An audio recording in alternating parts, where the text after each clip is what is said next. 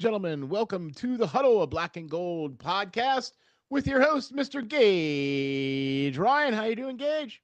Oh, just great. How you doing, Steele? Oh man, I'll tell you what. Uh Could be not better. as not as happy as I probably could have been.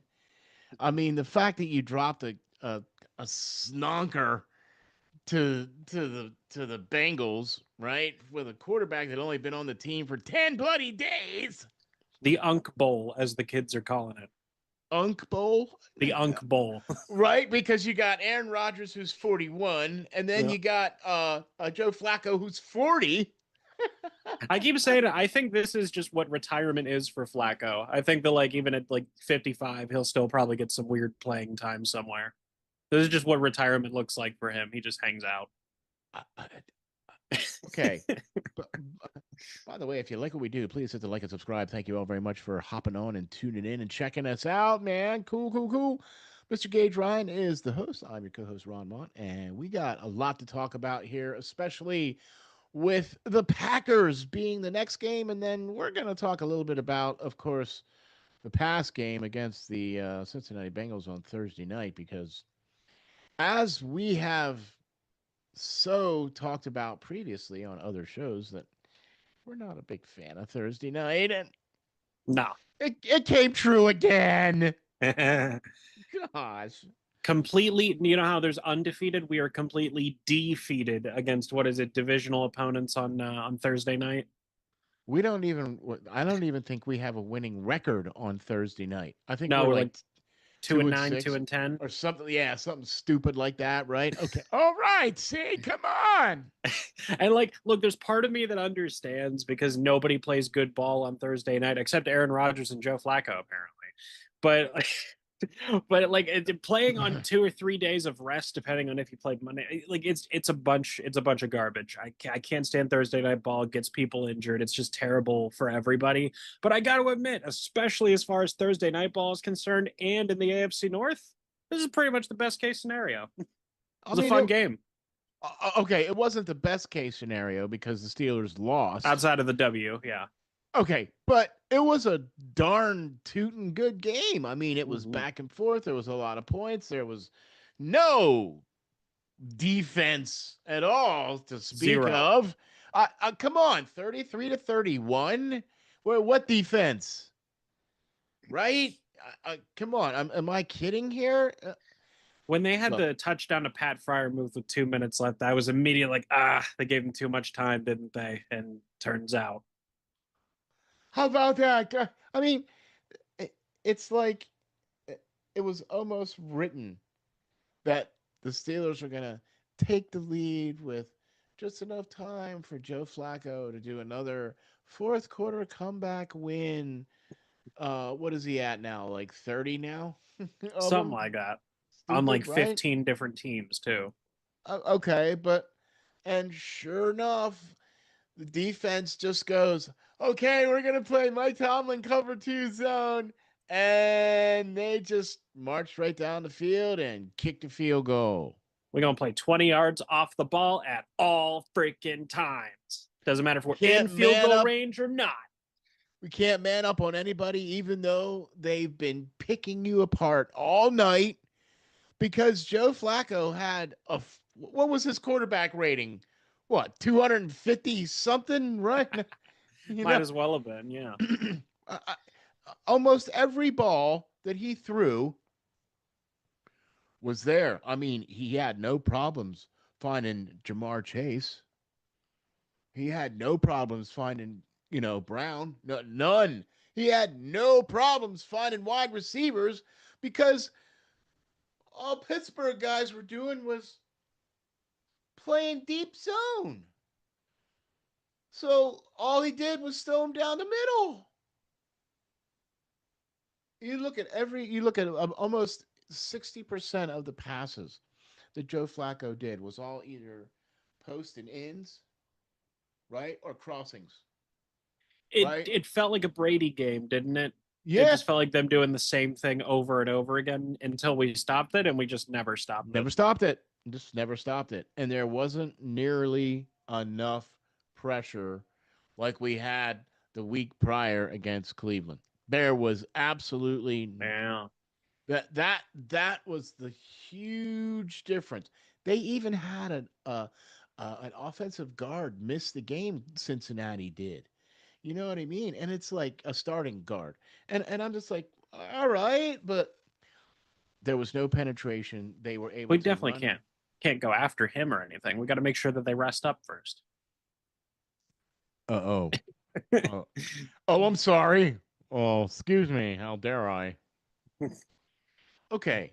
So Pittsburgh still 4-2.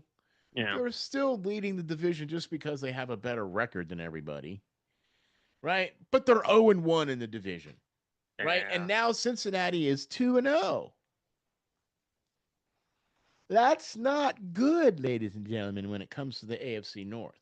No. Because for whatever is going on in Baltimore, uh, I don't get that, what's going on there. Now, I know that Lamar, and he missed a couple games now, too, right?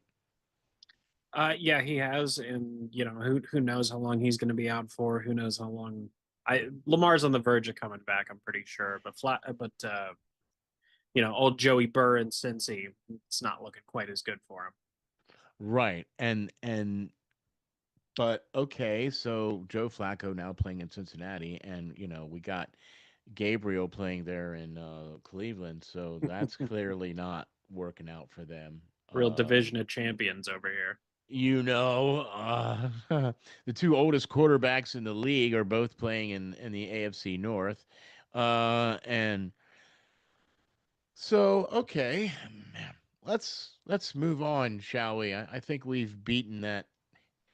By the way, I'm really liking the fact that we're seeing more Pat Fryermuth. Yes. Yeah. Did he have two touchdowns, or am I mixing something up? No, you're right. I was saying, like, I know that Pat. I mean, he had a really good day. It's good to see that he's finally out of the Aaron Rodgers doghouse because he's too good to ignore, right? I noticed that his touchdowns both came on plays where it looked like he was jogging essentially. Like he just like we've talked about that before, that Jason Witten kind of thing where he's just kind of going at half speed, but he knows where to go. I love it. I love Witt's Finds that game. empty little zone spot Hey, I'm and right here. hello. And but the thing of it is that I think he's more athletic than, like, say, the Gronk type, because uh, he's got a more compact, sinewy body than Gronk. He's not but he's just as thick. Do you know what I mean? But he's a little leaner. Yeah, He's Gronk was more like athletic despite his size, if that makes sense. Whereas Muth is a little Yeah. more adept with his body, I guess. I hear you. Yes. Yeah, he's more athletic as a receiver, Fryermuth. And I still love the fact that he's able to lower the head and the shoulder and plow through guys, man. That just yeah. Can we please have some more of that, please? Hello. That would be Hello. delightful. And Gianno Smith, I want to see more of that. I want to see more of Mount Washington. I want to see more of that. I would much rather see that than the dink and dunks to the backs out of the the backfield, or to DK Metcalf's on those wide receiver screens. I absolutely hate the wide receiver screen. I would much rather you take the tight ends that you got, three really good ones. Hello, run them to the middle like you're supposed to. Hello. They're one of the very few teams in the league where when they say, "Hey, we're going to line up in like what is it, 13 personnel. We're going to have all three tight ends in play at the same time." They're one of the only teams that you can kind of go, "Yeah, I guess that makes sense." Like we got Darnell, who's a good blocker, good receiver. He's gigantic. He's like 6'11" or whatever it is, and I Yeah, six you seven, got I think he is. yeah, something like that. And I mean, you got Muth, and I mean, like just the fact that like do we? I like Connor. A lot of people don't like Connor, but it seems like he catches one touchdown every couple of games, so it's not like you can really take that from him.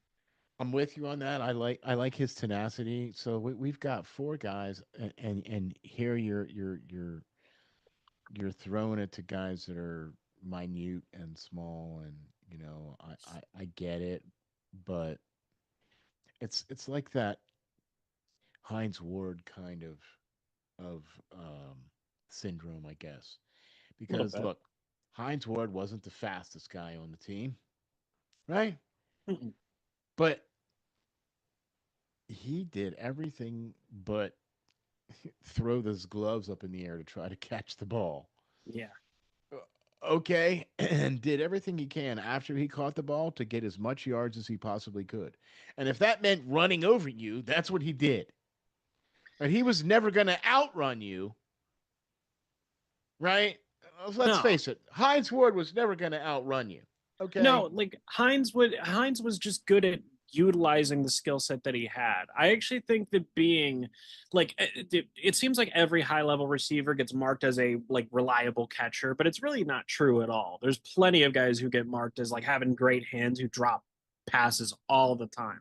I think that there's only a select few guys that actually should be given the title of having reliable hands, and I think Hines is one of them. Like you can attest to it because you watched his whole career, like I did. When he didn't make the catch, it was actually shocking to you. right, right, okay. So, all right. I mean, when you have over 1,000 receptions, Mm-hmm. that's pretty handsy, I think. That's pretty That's pretty good. reliable. That's pretty reliable, I think. You know what I mean? Right? So, Mm-hmm. shout out to Hall of Fame. Hey guys, Heinz Ward, by the way. Hint hint, wink wink, nudge nudge. Um I think but that Hines is a good standard of what the Hall of Fame is because I think he should be in, but I think he's a good measuring stick, if you will. I'm with you. But let's get back to the guys that are on the team currently. Sure. And look, I could sit here and talk about Heinz Ward all day, but I like Fryermuth over Austin. I like Giannu Smith over Austin. I like Mount Washington over Austin. Are you catching where I'm going with I that? I think I would probably agree because I like Austin and I'm with you. I'm with you that he's not quite where he should be. I as someone that likes Austin and has stuck up for him at times where other fans haven't, if you were to like gun to the head be like, would you take any of our three top, which I didn't even mention Johnny Smith and he's arguably our best tight end, but I was just talking about our three other guys. But gun to the head, would I take Calvin over any of our current listed tight ends? I don't think I would. Nope, not even in a second breath would I take him over any one of those, over Washington, over Giannu Smith, or over Pat Fryermuth, Mm-hmm. or even Hayward. Now, what I I might think, take him over. I might take him over Hayward, but that's well, splitting hairs. let me throw this at you then. Mm-hmm. Okay, and the reason why I would do that is because all of those guys that we just mentioned are, let's face it, there's two of them that are more receivers than tight ends. Yeah. There's two of them that are more, stay at home blocking type tight Mm-hmm. ends that could do the crossing routes and over the middles, which is what you should be using them for, right? Yeah, that's And the then big thing. there's other ones that are versatile enough to be used as a flanker back, or, somebody that can be, out of the backfield, whatever the case is. So, here's my thing. What do we have over the top? Calvin Austin. No, and DK Metcalf. You see where I'm going with that? The Right? fact that we only really need one wide receiver for large sections of the game is actually kind of funny to me because it's something that justifiably that a lot of fans have complained about. Still, I think you've even mentioned a time or two. It's like we need more than one receiver. We need more than one guy before you get to Scotty Miller and so on the depth chart. And the fact that our offensive coordinator, the fact that God bless him, that Arthur Smith is basically just looking at everybody and like giving us the bird and just be like, nope, we need one guy, go to hell. Like I find that to be hilarious, and the fact that it's working decently, I think, is even more hilarious. Well, I wouldn't go as far as decently because the run game for the Steelers is still paltry, It's to getting better though. say the It's getting least. better. I'm on the upswing with the run game a little bit, a little bit. I'm It's I'm hard to wa- be worse than we were. Let's put it that way. I'm waving a little victory flag, just a little one, right? A really, really teeny tiny one.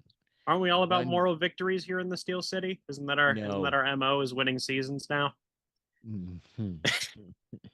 I'm sorry. I had to. You just like turning that screw, don't you? Right? I'm just I trying to am. take it back, right? Like before it was no losing seasons, but then everybody started making fun of the no losing seasons thing. So now I'm just trying to take it back for Steeler Nation. Let me tell you this, Steeler Nation. Coming from somebody who has followed this team for the better part of my life, it was considered a birthright for the Steelers to be playing late in the season for AFC championships, for Super Bowls, I mean, all the way through Chuck Noll's entire tenure, and then even into Bill Cowher's tenure, right? Yeah. It was almost a birthright where you were either going to win a division outright, Mm-hmm. which for the most part gave you a home playoff game, which for the most part the Steelers won when they made that. 12-9 career record for Cower in the postseason. And he That's a started off winning. 0-2. So if you want to be technical, after his 0-2 start his first two seasons, he went 12-7. That's pretty. That's not too shabby. I mean, that's a lot of playoff games, by the way. Just to let Mm-hmm. you know, 12-7. I Yeah. mean, that's 19 playoff games. What's Guy made it a okay? game away Okay, from the crack research staff artist. What's Mike Tomlin's? Oh gosh. 8-11. Oh, And he is 0-6 in his last six playoff games with a score of 79-0 in the first half of those six games. are y'all feeling what I'm throwing down here, folks? Y'all getting this? It's the it's it's the same number. It's not even close as far as playoff games. Are you kidding? It's 10 less games. And now Tomlin has got what, four more seasons than Bill? Something And like that, yeah. still 10 less games in the playoffs and a losing record in the playoffs and an 0-6 in the last 6. Do you want me to continue twisting the knife? I can give you one more stat I heard not too long ago, but I don't know if Oh, come on. you I'm want to down hear to it. my last pint of blood. You might as well. Go ahead. Tomlin, I can't remember who. I think I got this from here. I'll leave it in the description. The video I got this from. I'll remember the link and I'll put it there. But yeah, this Okay. guy was talking about how Mike Tomlin's record in the postseason among coaches with at least 10 playoff appearances, he is third worst all Okay. So time. now that I've been completely drained of all blood, thank you, Sir Gage. Appreciate that. Reminder that we are 4-2 with a winning record and are leading in the AFC North right now. And I'm utterly shocked that Aaron Rodgers has been playing well above what my expectations of where he was going to be at this time of the year. Same here. Same here. Oh, I absolutely thought we were going to be watching the Mason Rudolph show not soon after the start of the season. And surprise, surprise, he survived even a tackle from Broderick Jones on a celebration. I mean, I He mean, has I been the can. best player on the offense, oddly. I really want to see. Okay, I'm gonna like grab a hold of the screen here right now, real Yeah. quick, and I'm gonna bring y'all in real close, and I'm gonna say a couple of things. And I mentioned it a little bit earlier, or I hinted at it a little bit earlier. You have four top-notch, multifaceted, versatile tight ends on your team that Mm. you are utterly underusing.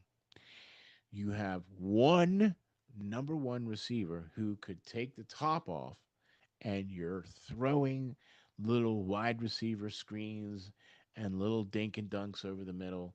Yes, there's been a couple where he's had some nice, 19 or 20-yard passes downfield from Aaron Rodgers that resulted in a few touchdowns for DK. And that's what we want him there for. And let's throw this out here, too. Calvin Austin the third. would be another decent option on the outside. He can That beat could one-on-one coverage a couple times a game. that could be downfield. Okay, I hate to use a Mike Tomlinism here, but hey, Calvin, we just need you to be a one-trick pony for this season. I think that what they're doing, what they had the ability to do, I think I mentioned this at the beginning of this season. It might have been on radio, but instead of here, but I know I mentioned it somewhere where I thought the possibility of DK being on one side, Calvin being on the other, kind of splitting, the zones or whatever have you, and then having someone like Muth or Janu in the middle to kind of take away even more attention away from the defense. I thought that could work, and I still do. I don't hate the 13 personnel stuff that they're doing. I don't hate it at all, but I definitely agree with you that I think that they need to get receivers involved a little Because I'm more about the receivers. Look, this is what the biggest problem I had with Matt Canada. more. And Matt Among Canada, many. among many, Matt Canada's biggest issue was he would feature a running back, and then the running back would do everything. Would catch the ball out of the backfield, would line Yeah. up on in the slot, would be the lone setback, would be trotting off in motion, and then the ball would be going to him, right? And it was basically painting a target on him, like, hey, this is gonna be the guy getting the ball, Zero right? counterpunch. Okay, but you didn't have the wide receivers catching the ball down the field. You didn't have the running backs running the ball up the middle, off tackle, around the end. You would hand it off to the wide receiver and have it run around. That's what the Matt Canada offense was. Okay? And The college offense. that clearly got him fired, right? You now have a quarterback that does professional quarterback type stuff. Mm-hmm. Okay? He can do a little bit of rollout. He's physically capable of doing that. Hey, RPOs to pitching it out to uh, the electric meatball or tossing it for a quick little jab to Giannu Smith or, you know, hanging back for a second and derping it 20 yards down to DK. They're kind of halfway do well, maybe the offense itself isn't doing that, but Aaron takes it into his own hands to do that sometimes. I've seen it, and I'm sure you've seen it because you have a better football eyes than I do, where Uh, he would see the one-on-one on the outside with DK. It would be a run play, and he would just kind of motion to him, fake it, and just throw it. I love that Aaron will do that, and I can yes. guarantee you that pretty much nobody else knew that it was going to happen prior.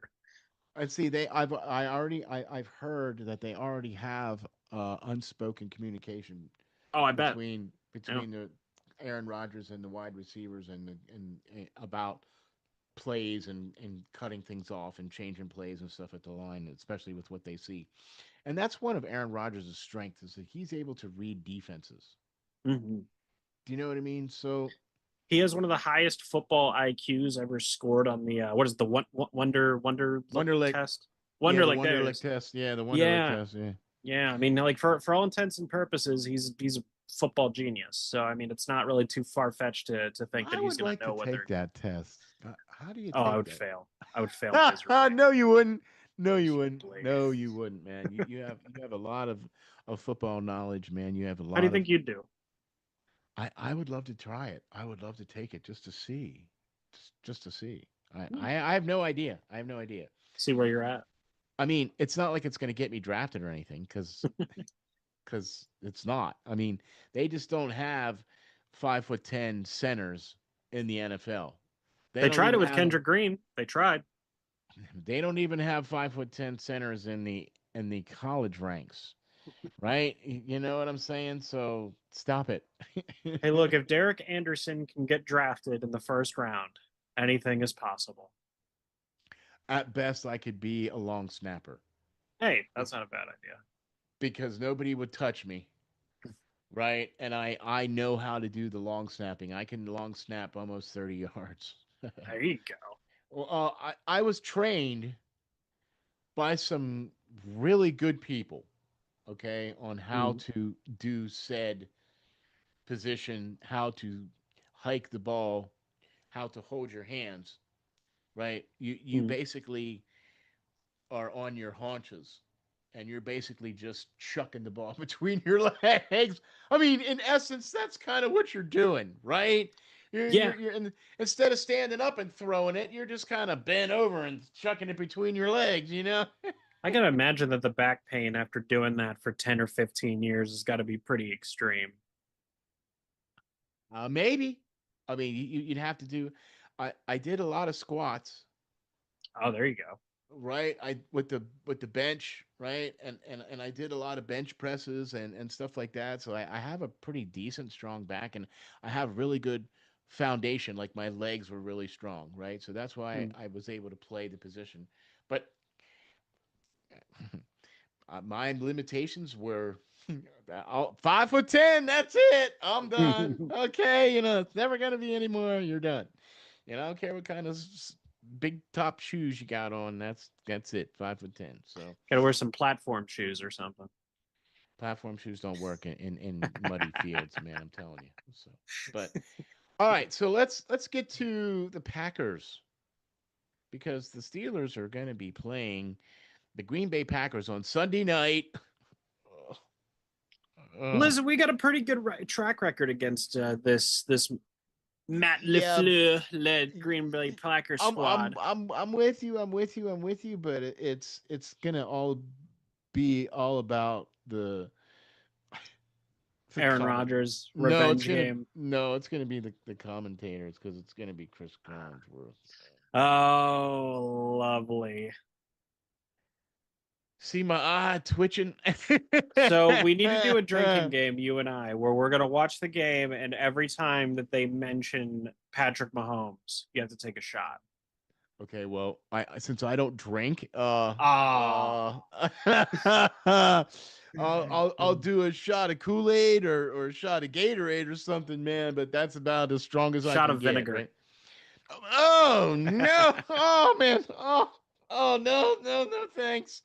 No! No! No! No! Oh my gosh! I have not drank since 1992. Oh, that's great. Yeah. So, but yeah, I would do a shot of Gatorade or Okay. you know what I mean, something like Yeah, but we that. got to come up with some kind of game because Chris Collinsworth is really good at sullying the name of Patrick Mahomes. Because like he's great at like getting everybody to hate him by overly complimenting him for absolutely no good reason. Well, what's going to be really crazy is that it's going to be throwback weekend for the Yeah. Steelers, and we are going to get to see, in my opinion, the most absolute gorgeous jerseys in all of football. I so love these throwbacks I'm for with you. the I like him Steelers. too. I really do, and I can't wait to see them. They're actually going to be the full ensemble. You know what I mean? The Mhm. whole uniform is going to be utterly throwbacks. You know what I mean? So So I don't know how like we're on similar wavelengths on this, but I don't know how similarly because I love the old jerseys even when they're like overtly ugly. You know, like my favorite Steeler jerseys of all time are the Bumblebee jerseys. I acknowledge that they are ugly as sin, but I don't care. I love them. They're my I favorite. love them too. Right? Okay, Say, come on. you get it.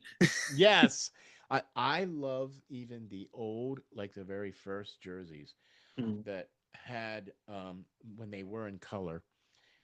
They were black, and then they had like um, a triangle type crest in the front that went around the shoulder pads, and then they had it squared off in the back, and then they had stripes. Wait, are you talking about the original ones from the Yeah, 30s or are you yeah, oh, yeah, okay. yeah, yeah, All yeah. right. Right. Even those ones, I really like those. Mhm. Someone, the ones that are like these are the ones I'm about to mention are not good jerseys either. These ones were not good at all. But the golden triangle through the shoulder pads, I always loved those ones as well, even though it doesn't look like a triangle and never really translated onto actual jersey wear. But hey, it is what it is. I really like some of the older things. Here's what I wish they would do, and that is what some of the other teams have started to do. The Where, blackout. well, not that, but the change of the helmet too. Oh yeah, yeah, yeah. I would now when we got the bumblebees, right? We got the yellow helmets. And Yeah. that was the first time that they changed the helmet and it was like, but I would like to see when they do the color rush, I would like to Yeah. see like a gray one Yeah, yeah, I'm down. or a matte black with You the know, with the color rush logo on the helmet, right? Like, yeah. oh, So, do you know how you can go into, let's say, Madden, and you can pick the Steelers, and you can sift through pretty much every jersey that they've ever had in existence and choose to play as that one? I just so badly wish that teams, the Steelers and otherwise, if they were more experimental with their jerseys. I know some teams are starting to get a little bit more creative with it, but I want, all right, we got the Arizona Cardinals coming out in their 1934 throwback. I wish that they would do more of that. I wish the Steelers would do color rush more than what, like once a season or whatever they do. I wish we came out in the bumblebees again. I hate that they retired those. I think that when you see the same exact two jerseys for most of the season, it kind of gets boring after a while. I'm with you. I'm with you. So, all right. So I know we didn't really talk a lot about the Packers here, but Nah. What's to talk about? what do you guys what do we think here as far as how this game is going to go? Now they've had more than 2 days rest. I I'm gonna I'm mean, gonna you predict know, I'm gonna predict a win. Like, I think on more than 2 or 3 days rest, I mean, you got to play better than you did. Defensively, you have to be better than you were last time. And the Steelers have a decent enough track record against Matt LaFleur, so I can't pick against them in this match, especially if Aaron stays upright, and because Aaron has an ego the size of Texas, so he's going to want to stick it to the Packers and beat Jordan Love in a big game. So that'll definitely be on his mind. He's petty like that, which is true. I would be petty in the same situation, to be honest with you. So I'm going to predict a win. I'm going to, again, give you the same general ballpark of 28 to like 24. I think it'll be close. What do you think? wow. Okay. Hmm. Man, I don't know, dude. I'm afraid. I am very much afraid. Afraid refers to how bad our defense is, I assume, because we know that Aaron's going to show up to play. I'm not worried about that. That's not what I'm worried about. What I'm utterly worried about is our defense because Yes. Jordan Love will be given an opportunity to to Mhm. crush to crush us, and that's just gonna suck.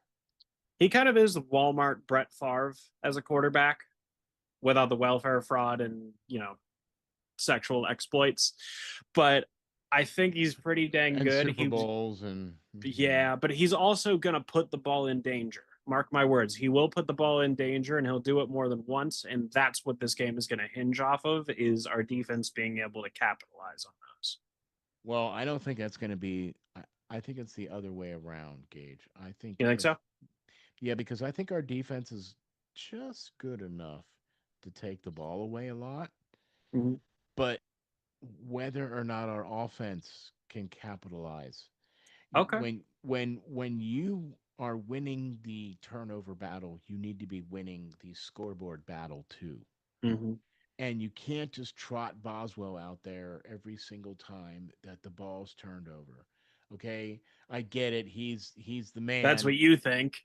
I get it. He's the man, but I would much rather see the touchdowns after turnovers instead of I field hear you. goals or punts. Especially going three and out and kicking a field goal and giving the ball right back to the offense again. Like, come on now. You look, the best way to get Aaron Rodgers and this offense rolling is to keep him out there on the field. And Yeah. for there's been 3 times now this year where the Steelers have scored on their opening drive. Which is We, something, right? we that's an improvement over the last 5 years. Yeah. Okay, all day long. That's an improvement over the last 5 years. Do Our you think that three we're and going to out, need to go for it a time or two to win this game? yes, our three and out percentage is starting to creep in as well, and Yeah. that's disappointing to say the least. Okay, because you've got receivers, you've our offensive line is starting to play much better. They're Hmm. starting to play together now. They've been together now for 2 games, and they're starting to play together. We're starting to see that Broderick Jones is starting to, you know, be that tackle that we all know and think that he can be, right? Hmm. And we're seeing the lines start to come together. I'm really liking what McCormick is doing. I'm really liking what Frazier's doing. That was an amazing pick. I'm really impressed with what he's doing. I like him, and so not too shabby for the offensive line. Thank Okay. goodness. And it couldn't have gotten. I'm going to be positive here. Give me a second. But like, it really couldn't have gotten much Wait, worse hold than on. it I gotta was. write this down. He's got. No, I I'm just know. kidding. I I'm just know. kidding. I'm just kidding. You're not wrong. No. And so that's the thing is that it was a rough start. And I mean, even Broderick Jones doesn't look as bad as he did at the start of the year and whatnot. Like cohesion is such and I mean I'm preaching to the choir here. You're the O-line guy between us. But like this concept of being able to play with this group of four other guys, you and this group of four other guys, as opposed to being the best overall position. Group synergy is everything when it comes to And it's keeping the quarterback upright because he's yes. had very few sacks against. Mm-hmm. I mean, he has taken some shots, okay, and he there have been some sacks, and there has been some times where he's taken some hits where he shouldn't have, okay, and let's face it, that's unless you're the New England Patriots last 2 seasons of Tom Brady's season where that guy basically didn't even have to wash his jersey. You know what I mean? Like he didn't even get a scrape on his knee or any grass stains on his knee pads or nothing. You know what I mean? Like, He had all someone else right. he had someone else deflating his footballs for him. I mean, everything was kind of on autopilot for Okay. So until we get to that point, him. far from there. Um, if I predict another win, then but if I predict a loss, then What's in your heart, pal? Say what's in your I heart. think we can win. We Can or we will? I think we can win because we have a good decent record on Sunday night. We have a pretty decent record against Green Bay aside from the Super Bowl that we lost against Aaron Rodgers Like there's a butt coming in here somewhere. with 2 T's. But I'm worried about the defense Oh, because I know that Peasy Jr. did finish the game, although he's a little nicked. and he was terrible That against was Cincy. probably his worst game as a pro. Yeah.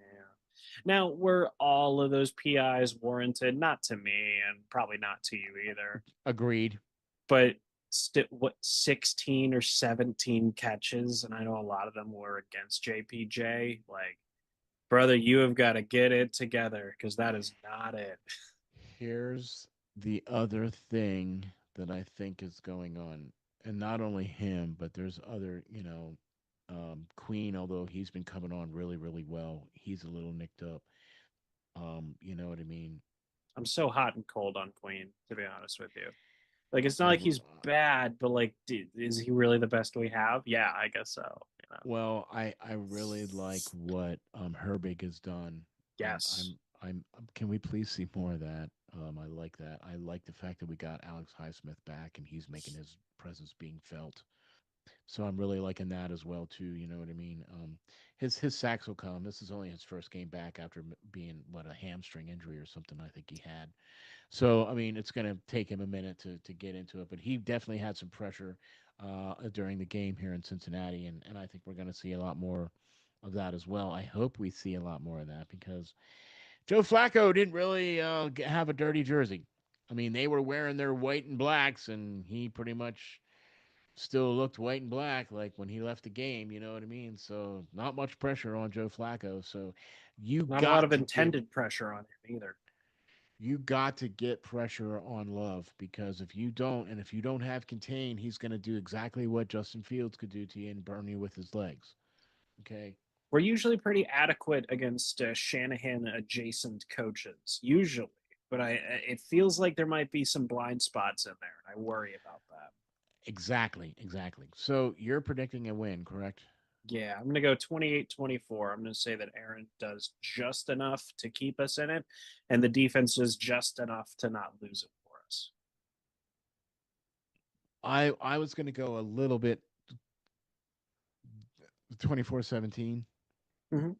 Yeah, just because it's going to be another A win or a lose? a win, but it's going to be another. You know what I mean? Like Yeah. they're going to be winning, right? And we're going to have to do something at the end, right? Yeah, like okay. uh like it's 17-17 and the Packers are like driving with the ball late and like An JPJ gets a pick interception six. Yeah. and a pick six, or there's an interception like Or in the end TJ. zone. There's an interception in the end zone, right? And we start at the 20 and drive it all the way down and score. Sure. Hey, it's McWorld. It could happen, right? It just happened last week. If our defense didn't collapse and completely fall apart at the seams like it did all game, Pat Fryermuth would have had a winning touchdown reception. Can we maybe leave the game in our offensive hands instead of in our defensive hands? Let's try that once. you know Hey. and in fairness, like Aaron knows that. Aaron knows how to kind of burn some clock here or there while he goes down the field. And I guarantee you that like he threw that pass to Muth, he gets it at what, like the 40 or the 30 or whatever it is, and just takes it all the way. You just know that in the back of his mind that Aaron and probably a couple other people were like, that's didn't want to score quite yet. And you see what happens. Run a little slower. Fall at the two No. yard line or something. Screw Yeah, it. no. Yeah, no. That's not, no, yeah, no. But okay. So there you have it, folks. We got our predictions. We're both predicting a win. But all contingent on many factors. So, but man, Gage, why don't you tell the folks where we can find all your great stuff, my man? You can find my Yu-Gi-Oh content at Gage Ryan Video. You can find my MMA content at Contender MMA, and you can find myself, Steele, Steve, Frayne, and the rest, and all our other Steelers content not on this channel at Five Star Matchup. For sure, for sure. By the way, big shout out to Five Star. Just a shout out, brother. We're thinking about you, my man. Yeah, Okay. got to get All him back right. on the show soon. All three of us. Yeah, man. Yeah, yeah, yeah. We tried to do it this week, but like I said, man, shout out to the great 5 star matchup, man. Hoping all goes well. So, thank you, Gage. My name is Ron Mott. I'm the co-host here at the Huddle Black and Gold podcast, where we got to talk about the Steelers a little bit today. How about that? Hop on over to the channel, hit the like and subscribe, man. Smash that button. Please, if you like what we do, please smash that button. You can find me on X at RNJ_media. We will catch you all on the next episode